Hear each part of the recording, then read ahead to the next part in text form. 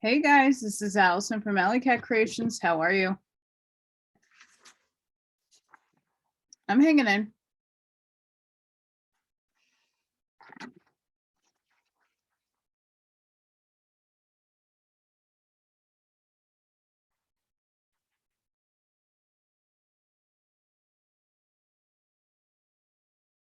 Is our life based on a video game? Today I'm going to take you through an article I found. Very hard to find these things because it's not readily out there. Next episode, not this one. We'll see how much I get through.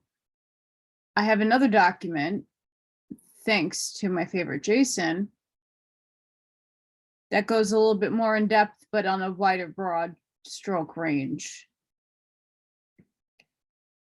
It's interesting.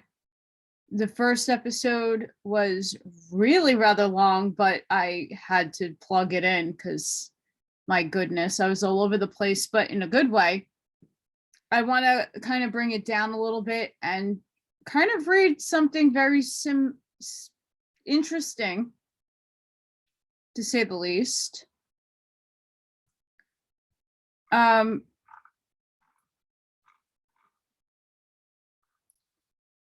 Yeah, to say the least. Two things actually. Not too many pictures. I don't even think I have any pictures for today, but I do want to express that this is something. I'm not the only one tackling this topic. I'm kind of tackling it on a game that I have played personally for a very long time.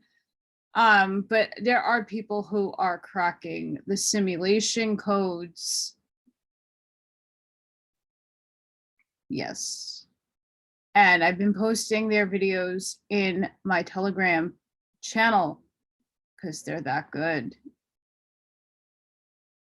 When you combined alchemy, astrology, the tarot, numerology, and so many other things together,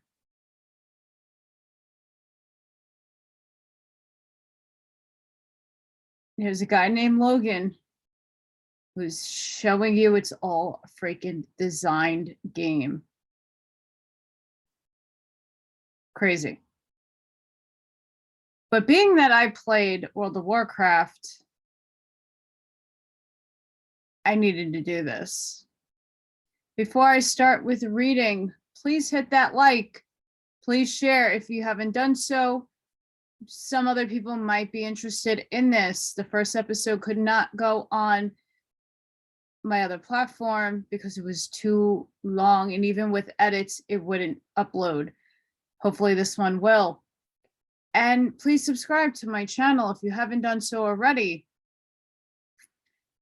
It's taking me some time to get some of these documents. I thought I had the game simulation document in my computer. Apparently I can't find it. I have a lot of stuff, guys.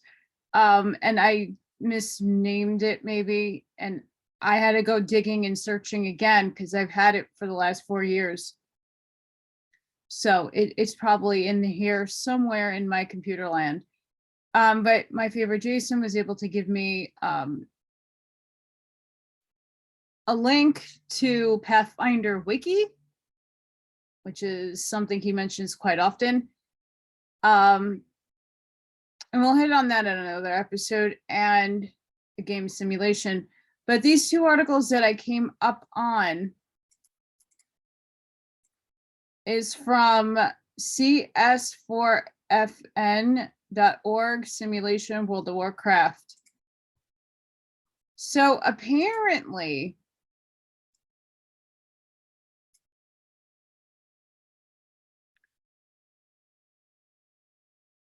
I forgot when I started playing the game. I don't remember quite when. But there was a simulation in the game that was very interesting. I have to really watch my wording here, but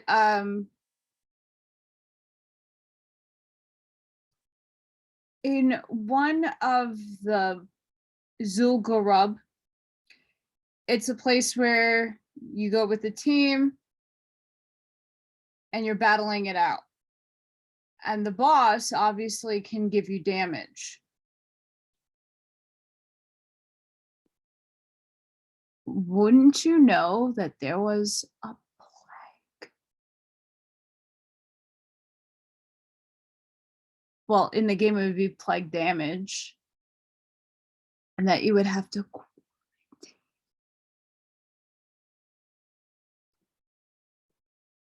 What?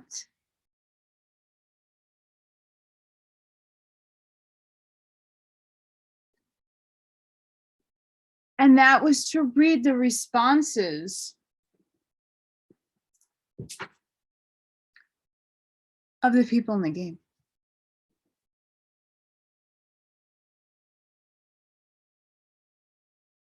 I'm going to read. Plague. It's a well-known story. Death, panic, civilization collapses. But this time, it really happened. The powers that be, complacent as ever, released a highly contagious disease. They thought it was okay. After all, it was in a contained area with strict quarantine rules. But then something unforeseen happened. It got out. It was an accident, of course. None wanted it to happen. Still, the plague quickly spread to the cities and deaths mounted. No one was safe. The subsequent worldwide panic was followed by anarchy as society crumbled. It really did happen, but luckily only avatars died. It was in a virtual world, an online gaming environment, in fact called World of Warcraft. Still, it was a mistake, a bad mistake, but a mistake that may help us stop a similar thing happening in the real world. Why? Because an interdisciplinary scientist heard about it. Well, it happened.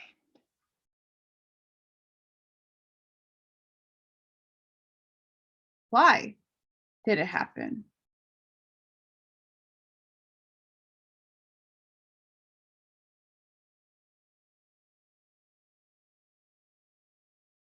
Hang on.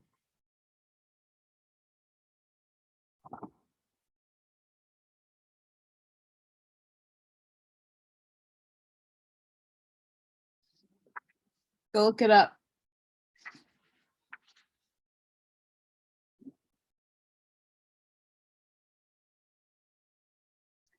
You can also look up the opening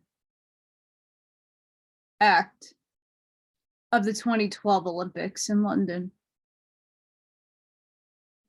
You can also look at The Simpsons predictive programming. Was Blizzard in on this as well? Was this predictive programming for our time now?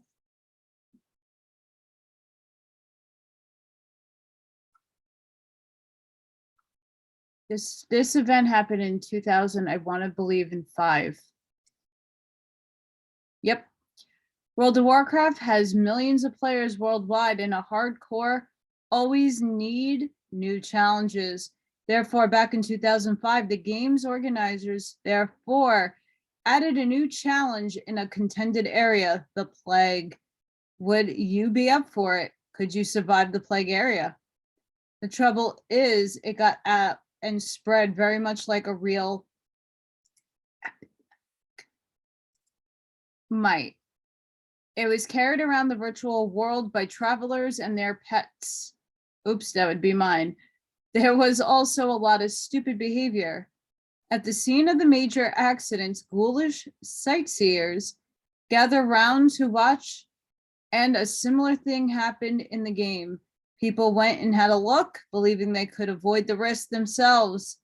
They didn't avoid it, but left the plague area.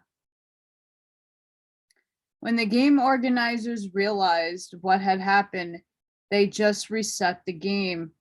Time travel to fix problems is possible in a virtual world after all, and it could have ended there, except student Eric Lofgren heard about it and told his supervisor, Nina Pfefferman. She is a leading researcher combining computer science and biology. In particular, she is involved in studying the behavior of people during disease outbreaks, creating computer models that simulate real epidemics. Such computational modeling helps scientists predict what might happen in the future, and so helps policymakers plan their responses.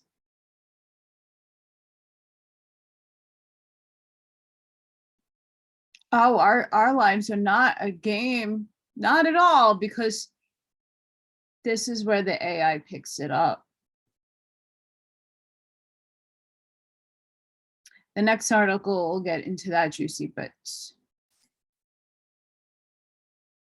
A computer game, World of Warcraft, may help keep us safe from a plague.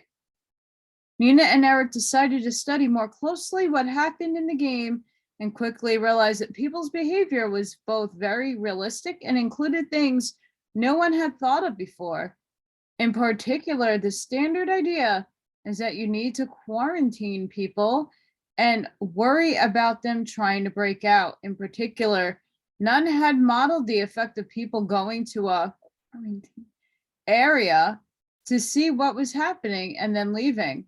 As a result of the game outbreak, they are now going to add such behavior to the models so that they can study the consequences. Having discovered how powerful online games, with their millions of users and realistic behavior, can be in studying disease, the researchers are now looking to run experiments in other games so they can study them more thoroughly. After all, even though the game's organizers reset the game because it was just a mistake, many of the players thought it was really cool. So you never know, your avatar might just one day save your life and millions of others too.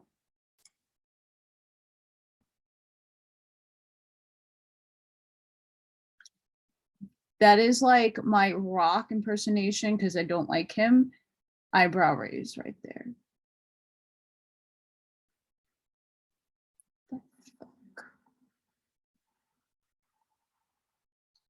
Now, I've played the game. There is a place called the Plague Lands. You do get things when going, your character traversing this land. There are things, if you go over the mushroom the wrong way, you get the spores and then your life drops. Then you have to drink your potions, your mana, and your health potions, and heal yourself with your first aid wraps.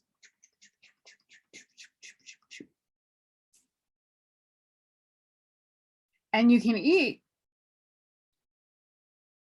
until it's off of you. And many a times it's timed.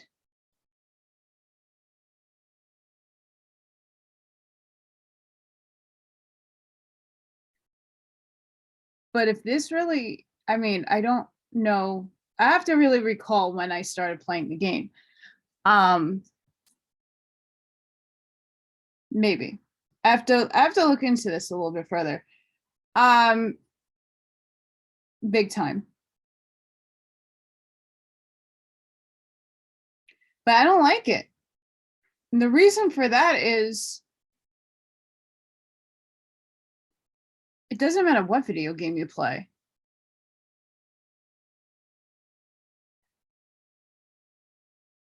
I was not a child when I played video games. I had the original Atari Sega Genesis and NES, like the original. I'm trying to find my original NES in the house. And see if it still works. That'd be really cool. I still have some games. But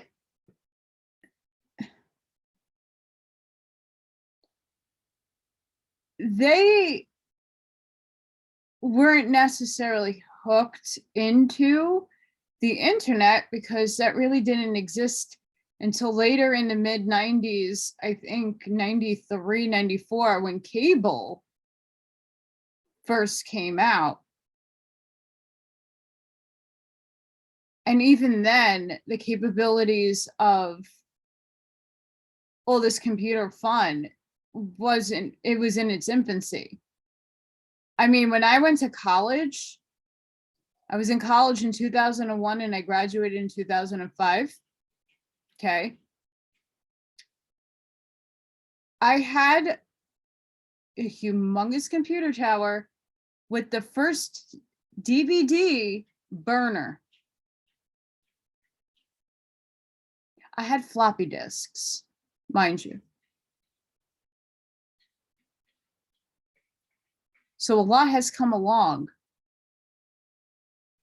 If they are manipulating games now, that this includes World of Warcraft, but there are, I mean, World of Warcraft is still major on the scene with over millions of players around the world who go in and have fun. But there are so many games like it in its genre. And now we have all these games for the little kids. What information are they getting out of those? What predictive programming are they putting in to video games? I mean, there's a lot, and we all know this. There's a lot of subliminal messages in video games, right?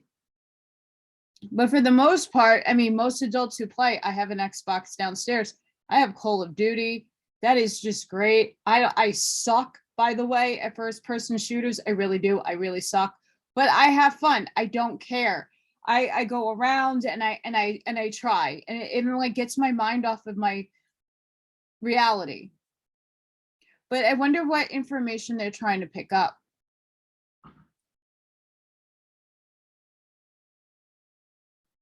Especially from Minecraft.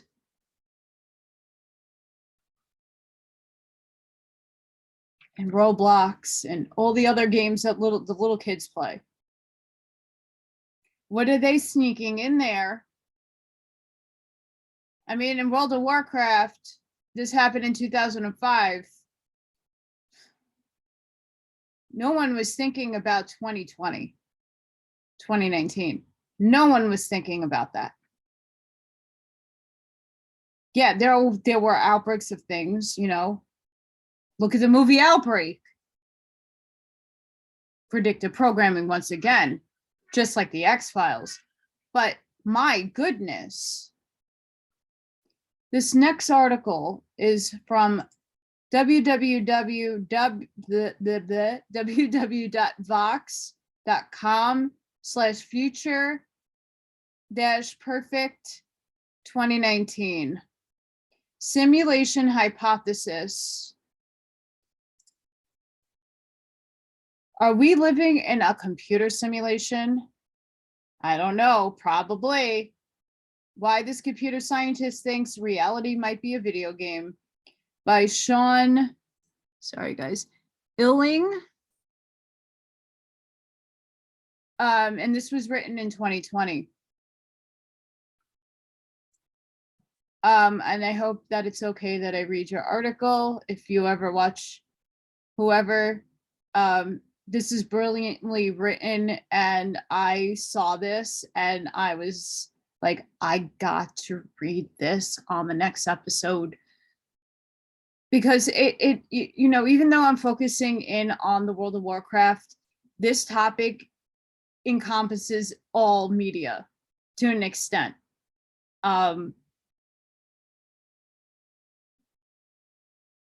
World of Warcraft, I really wanted to hone in on the resurrection tech. They're showing you we don't die, we just resurrect. And in other episodes, I'm going to go over the portals and the other things that are parallel to our world. And not only that, the relationships that you build, some other interesting things in the game.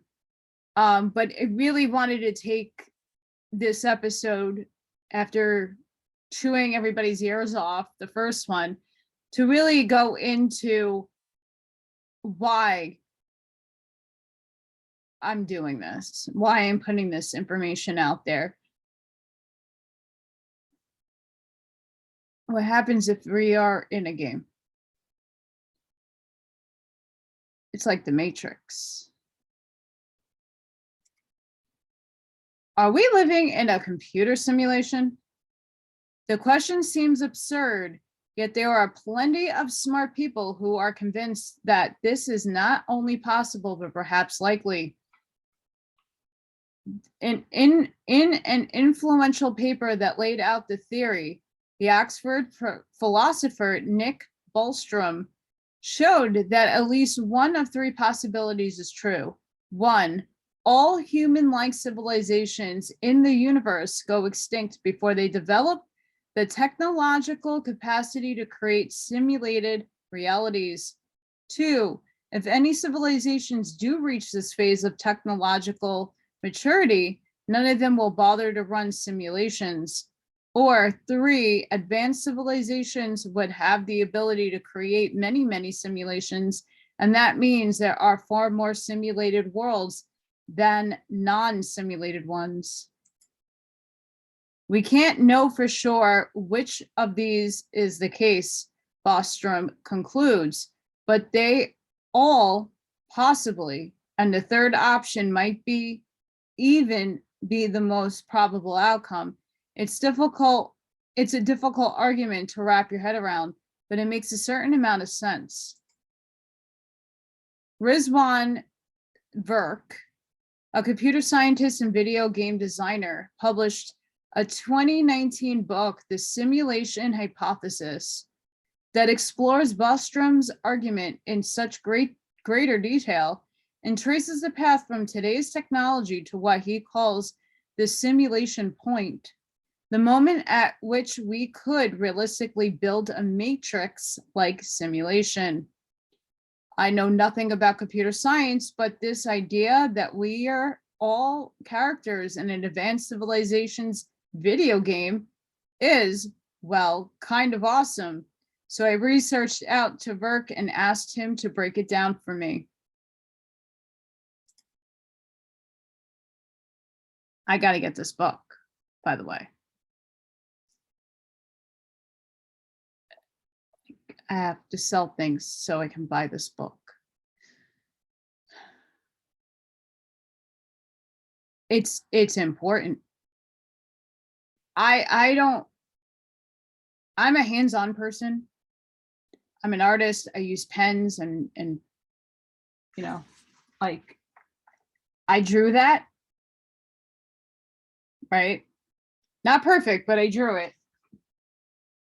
I'm not good at computers. I've tried coding. I've tried animation. I'm not bad at clay animation because you still have to like actually manipulate and do things. But with the computer stuff, I'm not technologically advanced at all. Numbers aren't my thing. I'm the other side of the brain, guys, sorry. But this is just mind-blowing for people who could pick up on it. So Rizwan Virk, the simulation hypothesis is the modern equivalent of an idea that's been around for a while. And it is the idea that the physical world that we live in, including the Earth and the rest of the physical universe, is actually part of a computer simulation. You can think of it like a high resolution or high fidelity video game in which we are all characters. And the best way to understand it within Western culture is the movie The Matrix, which many people have seen, or even if they haven't seen it, it's become a cultural phenomenon now beyond the film industry. In that movie, Keanu Reeves plays the character Neo, who meets a guy named Morpheus, who is aptly named after the Greek god of dreams.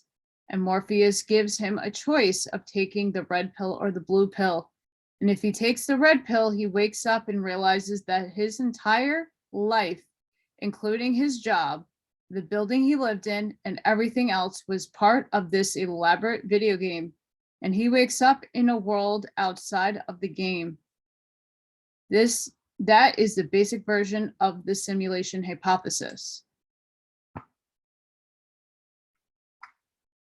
Now ask yourself, why are there so many damn memes about taking the red pill? Has nothing to do with the Republican Party. It might sound and look great, but it goes way beyond that concept. It's the red pill. Wake up. And I know many people who are already watching are awake, but for future people trying to wake up. Now, what's interesting, I'm going to cut and a pause here. Our lives are very scripted, and I'll tell you why. On a spiritual sense, not in a computer scientist sense. If creator, the monad, infinity, intelligent infinity, the creator, the one, the only, the spark, the life frequency, the vibration, the eminence of it one, the infinity of it all, right? With consciousness, created it all. Okay.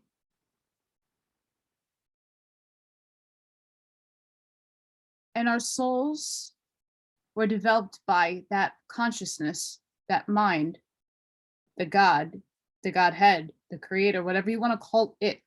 Some people are religious and some people are not. So I'm going with the scientific means and I'm going with the religious means, okay? So I capture both you guys, both groups. I always say in a lot of my videos, we are on the divine stage playing out roles for each other as the fractal of creator, of the one infinite, because we are all one. The Hermetic philosophy, the law of one. A lot of books say we are all one and the same. We are all components of the one. We all are one. Where we go one, we go all. Okay? As above, so below. We are one. Now, if we're all fractals of the one in an avatar, your vehicle, because your soul can jump, your soul is energy, just transforms. Okay? We're on a stage. We arrange with soul family, soul tribes, and the people in and around us for an experience to learn from, or us giving a lesson to somebody. We are the teachers, we are the learners, all in one capacity. In each life that we live, because there's reincarnation. If you don't believe in that, that's okay. But just listen to me. We've lived thousands of lives. I lived 27,686 lives in 5 of the Earth's cycles. Most people live on average 10,000 and less. Yes, I'm ancient. Doesn't make me, I'm still on equal footing with everybody on this planet because we are all equal. The problem is the division. The problem is we are set up to be in these roles, okay? The poverty role, the ritual. This life I'm white. The last life I might have been a different color. One life I was Asian. Another life I was a Native American. We've all encompassed all avatars before we landed in this one. And right now is the Great Awakening. And we're all starting to remember. It's like many of us already taken that red pill. And now we're going through our shadow selves. We're going through the memories. It's all in our cells. Our brain is a quantum computer, FYI. Your brain is quantum. There's scalar waves in your mind. Science. There's scalar waves. There's quantum entanglement. String theory will be proven eventually. It's not a theory no more. I don't think it's a theory. So everything's connected on a molecular level. The pill was given to many of us because we had to wake up. And now we're all trying to escape the very matrix that we inhabit now in order to jump into a better simulation for the next plane of existence, which is 4D. We are in a 3D matrix right now in a simulation. We all play roles for each other. We all have a purpose. We all serve a mission. We have many missions. So like a World of Warcraft, I plopped down, I have a name, I was given a race, I was given abilities. I chose to have a pet. I chose what outfit I wanted to appear in, all the makeup and the things that I can do in the World of Warcraft. Okay. I chose all of that. And then here I am in the world. And then you go on these quests. And each quest, even if you fail, you're still learning how not to fail the next time you go about doing that quest. Right? You know, if you walk over those mushrooms, it's going to kill you because you're still a lower level and you don't have enough health.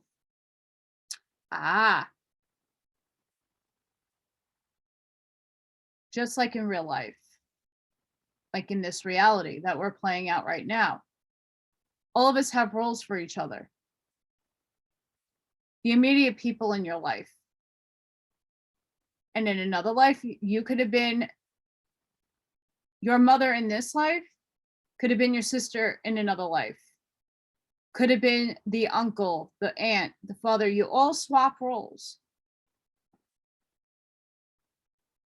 Your boyfriends, your girlfriends, the ones that really, really hurt you. Oh, they were abusive and they were horrible. You arranged that experience to happen to you so you can learn from it and not repeat that lesson.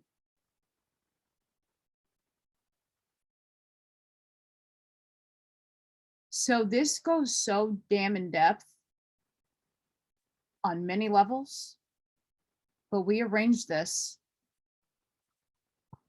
We arranged the simulation. So Sean Illing, are we living in a simulated universe right now? Rizwan Burke, there are lots of mysteries in physics that are better explained by the simulation hypothesis than by what we would be a material hypothesis. The truth is that there's much we simply don't understand about our reality. And I think it's more likely than not that we are in some kind of simulated universe. Now, it's a much more sophisticated video game than the games we produce. Just like today, World of Warcraft and Fortnite are way more sophisticated than Pac-Man or Space Invaders.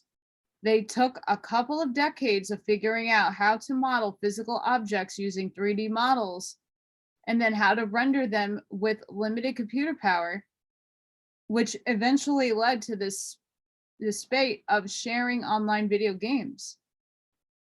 I think there's a very good chance we are, in fact, living in a simulation, though we can't say that with 100% confidence, but there is plenty of evidence that points in that direction. Sean Illing. When you say there are aspects of our world that would make more sense if they were part of a simulation, what do you exactly mean? Rizwan, well, there are a few different aspects, one of which is the mystery they call quantum indermacy,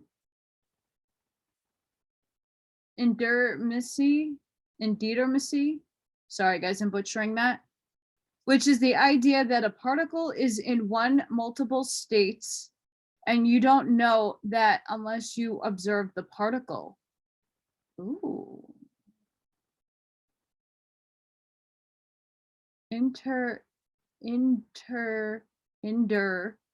Termacy. Probably a better way to understand it is the now famous example of Schrodinger's cat, which is a cat that the physicist Erwin Schrödinger theorized would be in a box with some radioactive material, and there was a 50% chance the cat is dead and a 50% chance the cat is alive. Now, common sense would tell us that the cat is already either alive or it's dead. We just don't know because we haven't looked in the box. We open the box and it will be revealed to us whether the cat is alive or dead. But quantum physics tells us that the cat is both alive and dead at the same time until somebody opens up the box to observe it. The cardinal rule is the universe renders only that which needs to be observed. Sean Illing, how does Schrodinger's cat relate to a video game or a computer simulation? Rizwan, the history of video game development is all about optimizing limited resources. If you ask somebody in the 1980s if you could render a game like World of Warcraft, which is a full three-dimensional or virtual reality game, they would say no. It would take all the computing power in the world. We couldn't render all those pixels in real time. But what happened over time was that there was optimization techniques. The core of all these optimizations is only render that which is being observed. The first big game to successfully do this was called Doom. Oh, I love Doom. Which was very popular in the 90s. It was a first-person shooter game, and it could render only the light rays and objects which are clearly visible from the point of view of the virtual camera. This is an optimization technique, and it's one of the things that reminds me of a video game in the real physical world. Sean Illing, I'm going to do the thing that non-scientists always do when they want to sound scientific and invoke Occam's razor. Isn't the hypothesis that we're living in a flesh and blood physical world the simpler and therefore more likely explanation? Rizwan, I'll bring up a very famous physicist, John Wheeler. So good. He was one of the latest physicists who worked with Albert Einstein and many of the great physicists of the 20th century. He said that physics was initially thought to be about the study of physical objects, that everything was reducible to particles. This is what's often called the Newtonian model. But then we discovered quantum physics, and we realized that everything was a field of possibilities and it wasn't actually physical objects. That was the second wave in Wheeler's career.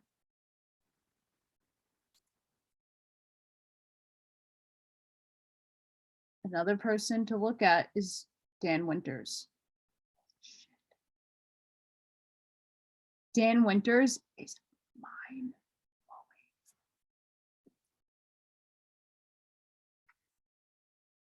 Mind-blowing. Sorry, guys. My co-host is right here. She wanted up and she wasn't relenting. The third wave in his career was the discovery that at the core level, everything is information. Everything is based on bits. So Wheeler came up with a famous phrase called "it from bit," which is the idea that anything we see as physical is really the result of bits of information. He didn't live to see quantum computers come into reality, but it's looking more like that. And we already have them. So I would say that if the world isn't really physical, if it's based on information, that a simpler explanation might in fact be that we are in a simulation that is generated based on computer science and information.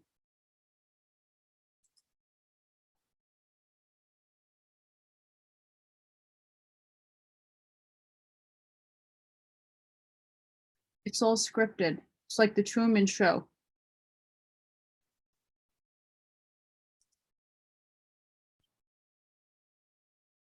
There is a YouTube channel, and I mentioned it before with the simulation, Decode Your Reality. I highly suggest you go watch that channel.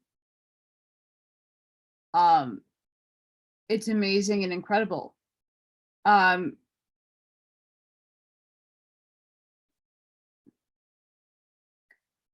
He decodes.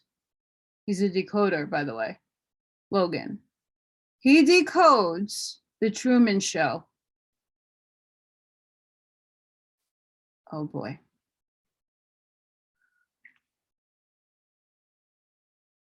And he does an interview with Brian Bashir's. It's fascinating. The information, the wealth of knowledge on that alone is mind-blowing. I'm trying to keep it to the video game thing, but this whole topic spans so much. Sean Illing, is there any way in principle for us to prove definitively that we're living in a simulation? Rizwan, well, there's an argument the Oxford philosopher Nick Bostrom has made that's worth repeating. He says that if even one civilization got to the point of creating one of these high fidelity simulations, then they can create literally billions of civilizations that are simulated, each with trillions of beings, because all you need is more computing power. So he makes a statistical argument that there are more likely to be more simulated beings than there are biological ones, just because it's so quick and easy to create them. Therefore, if we are conscious beings, we are more likely to be a simulated being than a biological one. That's more of a philosophical argument. Now, in the 3 Waves of Volunteers from Dolores Cannon, she talks about the simulated people. So again, I'm merging the spiritual crux of this argument and bringing the spiritual in here, and I'm inputting the spiritual because there are people who, she's a hypnotist, if anybody doesn't know about, Dolores Cannon has been passed. Brilliant woman, wrote 18 books.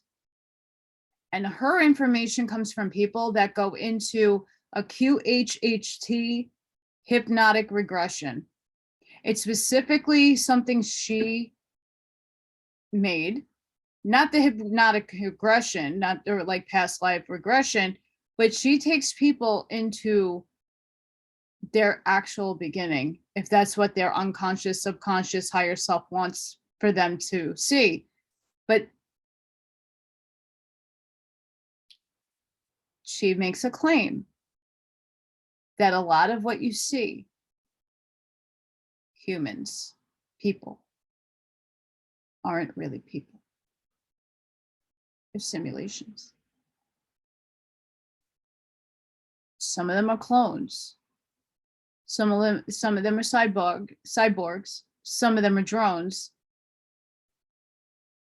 And some of them are hybrid, if not completely not from our plane of existence.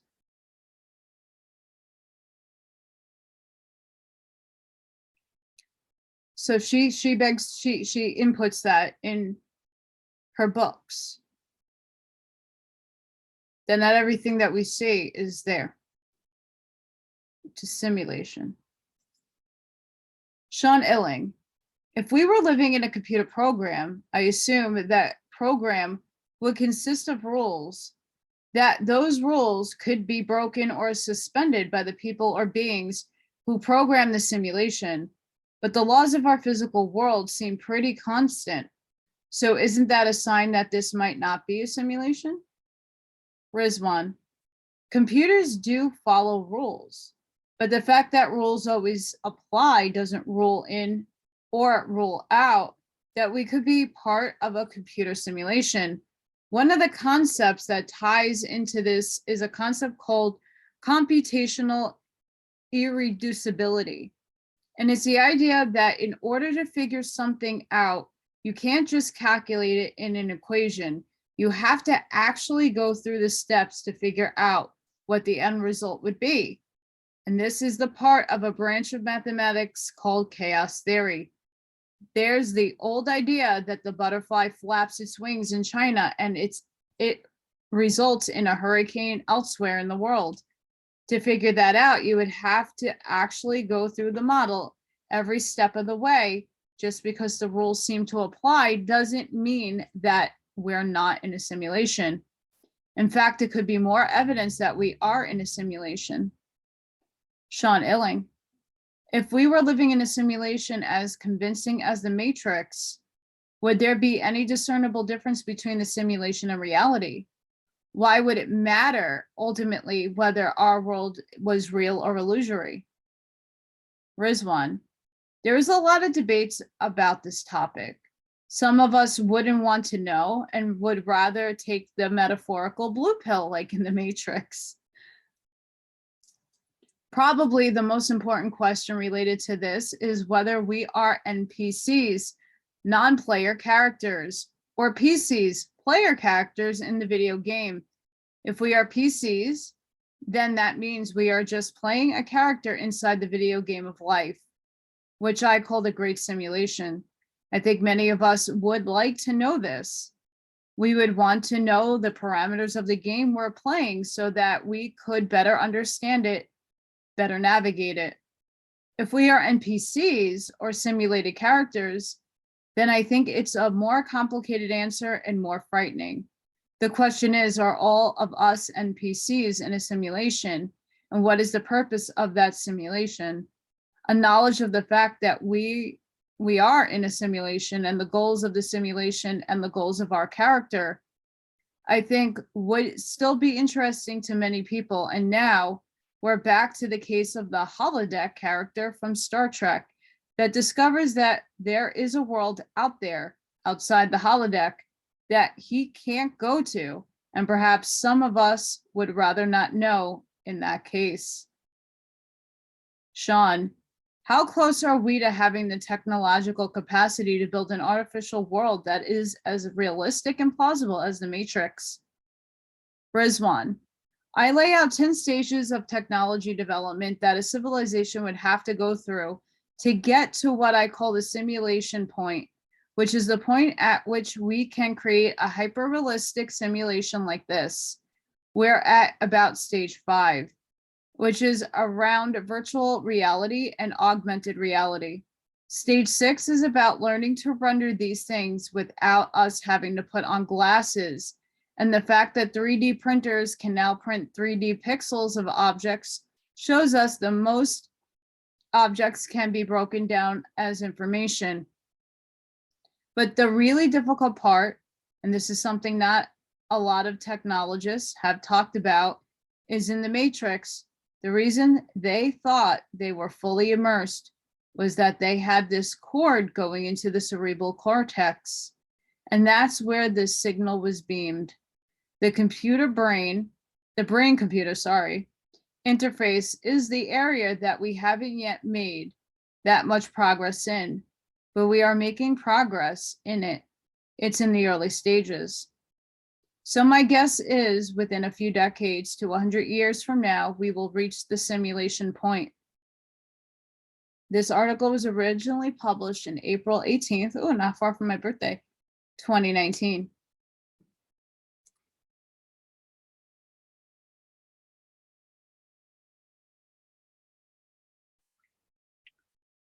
Oh, yeah.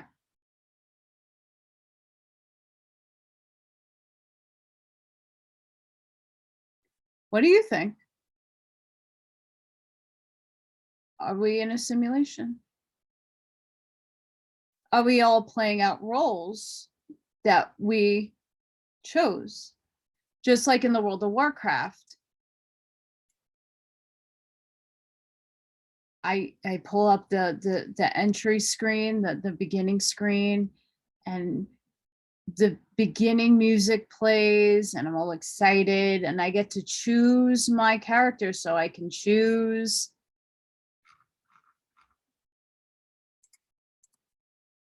Hang on.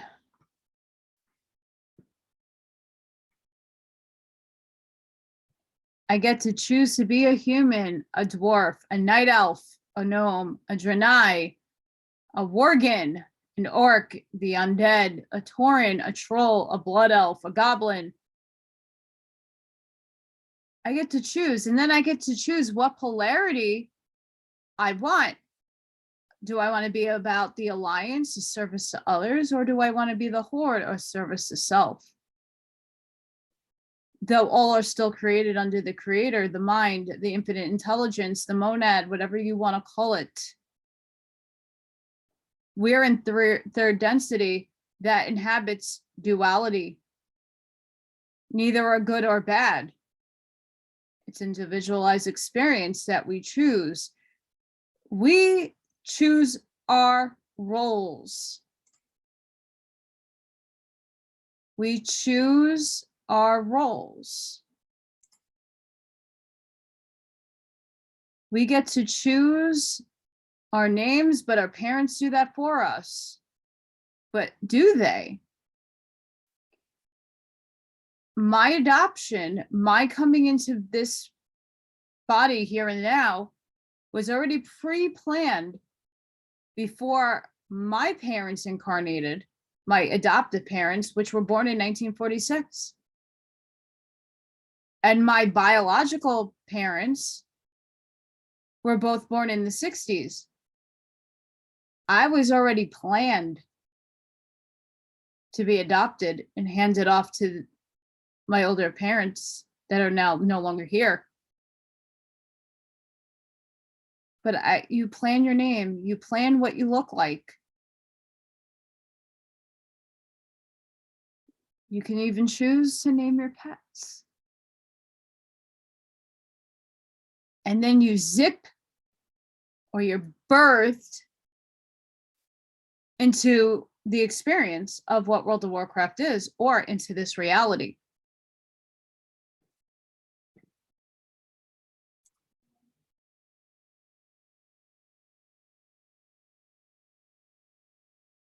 And then you go on your quests. You learn. You make mistakes. You have roles for each other. Just like I was a hunter. My role was to stand back and take down the boss from afar, while a tank, a paladin, for example, or a warrior, would be right up on top of the boss, hacking and slicing.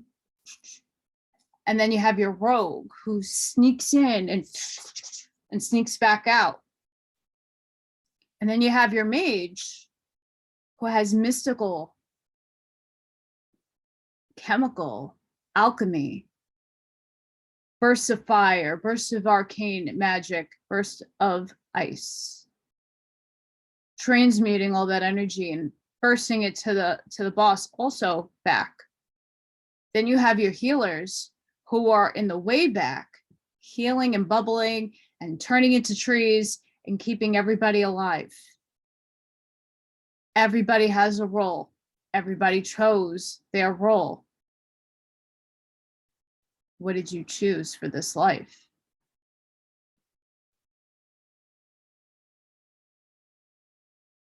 What role did you choose? You could be a druid who shapeshifts. You could be a bear tank. You could be a lioness who sneaks around and goes in like a rogue. Or you'd be a boomkin and stand back and use magic. Or you could be the healer who turns into a tree. You could be all of them. Or one. Some characters are multifaceted and others aren't. We all choose what we are when we come here. It's on a higher plane of existence, but each dimension and each density holds different octaves of the simulation of experience. All have different goals and levels to achieve. Each unlocks abilities. Like fourth density, you start learning telekinesis and telepathy. Fifth density, you actually can use those. You first learn them and then you use them. Then eventually you become a light body. Then you can traverse like Star Trek, across space-time as it bends. There's a lot. But that article, it was really interesting to bring that in, because I just don't want to talk about World of Warcraft without having intelligent conversation with articles, just like the alien abduction series, the gray agenda. I want to bring you information to support what I'm talking about. And that's just one. Well, there's two articles there. One kind of ties in what the just happened to this simulation, this world. What just happened to all of us on a collective scale?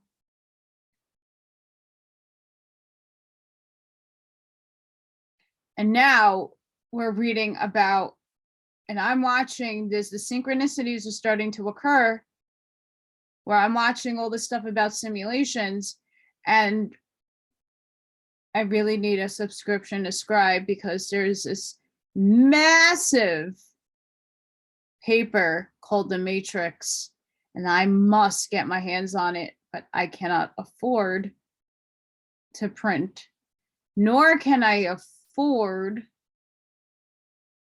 the website Scribed. I'm lucky to have my lights and my internet on at this point. But I urge you all to go look those things up. Next time,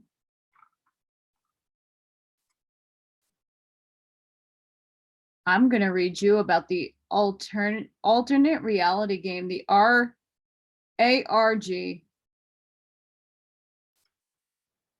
the AI, and the other forms of media that it occurs in. Now, what happens if Alice and CERN has been taken out? What replaces Alice? If there is a scripted quantum computer, if there really was a machine on the moon that recycled souls back to Earth, although that was also in the design of things, as the law of one would state, could be a possible of both. That's why I like quantum physics. Which is really interesting. Very interesting. I mean, we have different realms, different worlds, different things.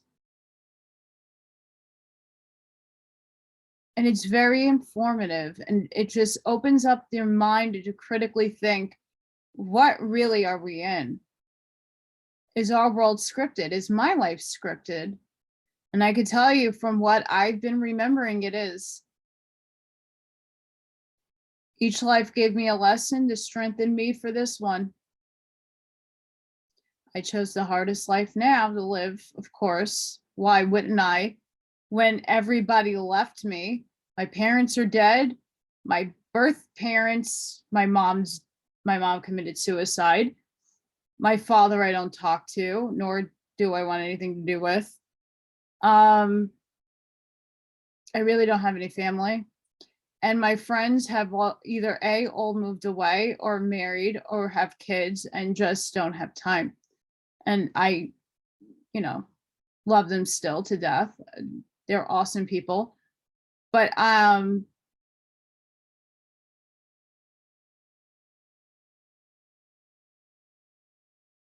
mean,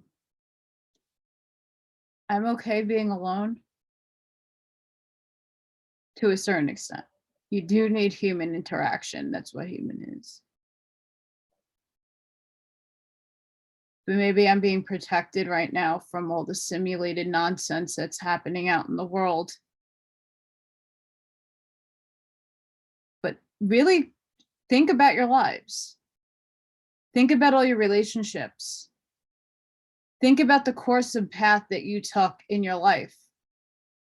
Did you choose the role of being rich and well off? Did you choose the life of poverty and to persevere and to prove your strength to yourself?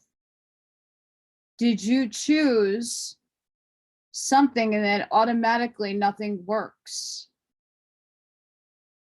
I'm in that phase now. I've had 2 careers. Well, I've had many, many different types of careers. I like to do a lot of things, but the 2 paying careers that I've had both ended because of an allergy. One to this and one to chlorine. Hence why I don't dye my hair. This is naturally growing out of my head. This is natural. I'm allergic to chlorine. Like anaphylactic shock. I mean, I could clean with bleach, but I get swollen and swelled up if I don't wash my hands and take it off. If I go into a pool with chlorine, I can jump in, save somebody, come out and take a shower. I'll be all right. I'll hive. But if I'm in there for an experience, breathing it in and having it on my skin, I'm in anaphylactic shock. Same thing with that. I was fine. I was on biologics. I have rheumatoid arthritis. I went holistic for a few years, but nothing helped. And I really couldn't hold a pen. How can I be an artist if I can't paint a painting? And I made a decision to go on medication, but unbeknownst to me, it formed new allergies because my immune system was being manipulated. Because my immune system was overactive. No matter how many cleanses and healthy food and everything that I was doing on a holistic level, nothing was working at that time. I don't know why. Took those medications and I started developing new allergies in my adulthood. One of them being chlorine. One of them being preservatives in food and in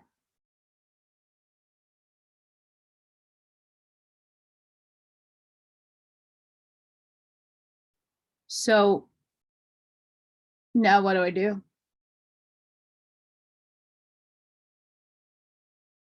This is where I am. Did I sign up for this? Did I arrange this? I probably did. And most likely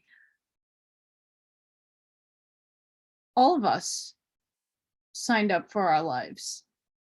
We put people in our lives to give us challenges. I put the empathic, narcissistic relationship in my path for a reason. It broke me into a million pieces, but I'm better for that relationship. that failed epically. But now I actually talk to the narcissist, who's still a narcissist. But now that I'm knowing of what happened, I get along great with that person. Because now I know how I can control my reactions, and I know not to be blindsided by the ignorance that they emote sometimes. It's all scripted. Again, go to Decode Your Reality on YouTube. Watch the Decode on the Truman Show. There's 2 parts to it, and the simulation. Highly recommend watching those, and it'll help you grasp the other concepts that I'm talking about. But Dolores Cannon did speak on the people, and I wish I could read the quotes, but I don't read out of her books or quote her anymore because of what goes on with my channel. I have to be very careful with that. And I mean, there's other authors and other people who have stated such on the spiritual end of the coin. So I really urge you guys to look into these things, especially if you're a gamer and you're into the sci-fi world. It's very interesting to compare your life to games like World of Warcraft. I'm only using that game for an example because I know it in and out, the old version at least. And what can you take away from this? What do you want? What do you believe? Did you take that red pill? A lot of us have. We chose to wake up. We're all waking up at different times and waking up to different capacities as well. Some of us already knew about the spiritual, at least for me, the spiritual and the other beings that inhabit the other planes. Some people are awoken to the political craziness. Some were a mixture of all of it, but then something really sparked their consciousness to like, wake the fuck up. And here a lot of us are now. And now a lot of us feel stuck because we don't know how to achieve to get to that next level. We're like in World of Warcraft, let's just say we're at 119 and we're at the 50% experience bar. And we're like, okay, this is taking forever. Okay, Sandlot, forever. It's taking forever.